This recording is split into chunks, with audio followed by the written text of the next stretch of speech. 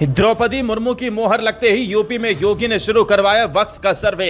सुबह 4 बजे ही जिला अधिकारियों तक पहुंचा आदेश, कहा जमीनों का सर्वे शुरू करो। 1952 के बाद वक्फ की कोई जमीन होगी यूपी में योगी छोड़ने वाले नहीं। जी हां, अगर किसी को अब भी ये भ्रम है कि योगी आदित्यनाथ वक्फ बोर्ड के मामलों में नरमी बरतेंगे तो अपनी गलतफहमी दूर कर लें, क्योंकि इस बार बुलडोजर सिर्फ दंगाइयों के घरों तक सीमित नहीं रहेगा। अब सीधे सीधे वक्फ बोर्ड की छांव में पनप रहे अवैध कब्जों पर चलेगा। उत्तराखंड से लेकर मध्य प्रदेश तक सर्वे शुरू हो चुके हैं, लेकिन यूपी की तस्वीर कुछ अलग है।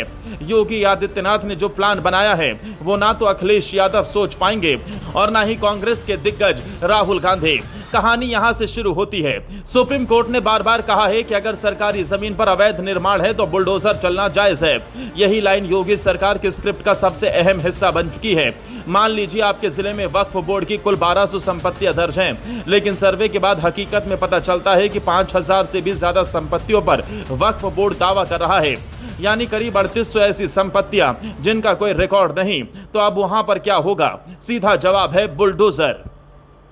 सरकारी रिकॉर्ड में जिन 815 संपत्तियों का जिक्र था, असल में जमीनों की संख्या 5000 पार कर गई। बाकी के 4200 प्लॉट कैसे और किस आधार पर वक्फ बोर्ड की जमीन पर बन गए, इसका कोई जवाब नहीं, और जवाब ना मिलने पर बुलडोजर चलना अब तय है। लेकिन योगी की रणनीति सिर्फ यही नहीं, यह देखा जा रहा है कि क्या ये संपत्तियां 1952 से पहले की हैं या बाद की, क्योंकि 1952 से पहले जो वक्फ संपत्ति बनी वो कुछ हद तक लीगल मानी जा सकती है, पर 1952 के बाद बनी हर विवादित संपत्ति सवालों के घेरे में आ गई है। बाराबंकी का केस इस पूरे ऑपरेशन का आईना बन चुका है। सरकारी दस्तावेजों के मुताबिक वक्फ बोर्ड की 812 संपत्तियां दर्ज हैं, लेकिन असल में सिर्फ 511 का कोई प्रमाण मिला। बाकी की जमीनों पर मजारे, करबला, दरगाह और कब्रिस्तान बनाकर अवैध निर्माण किया गया है। इस पूरे मामले में एक और चौंकाने वाला आंकड़ा सामने आया है।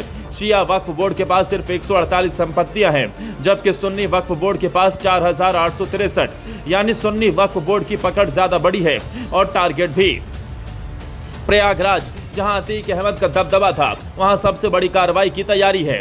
बताया जा रहा है कि शहर की ज्यादातर संपत्तियां वक्फ के नाम पर कब्जा की गई थी। अब योगी आदित्यनाथ की नजर सीधी उन जमीनों पर है जहां अतीक के गुर्गों ने अवैध रूप से निर्माण कर रखा है। लेकिन योगी की असली चाल क्या थी? उन्होंने पहले से ही अनुमान लगा लिया था कि कुछ लोग कोर्ट का सहारा लेंगे, इसलिए उन्होंने सीधे उन संपत्तियों को चिन्हित किया जो सरकारी जमीन पर है, जहां वक्फ बोर्ड ने सिर्फ दावा किया है पर कोई प्रमाण नहीं दे सका। अब कोर्ट में कोई भी जाए, सरकार के पास रिकॉर्ड है और सुप्रीम कोर्ट के फैसले भी। योगी ने वैधानिक दांव चला, जिससे ना कोई मौलाना बच पाएगा, ना कोई वकील सरकार को घेर पाएगा।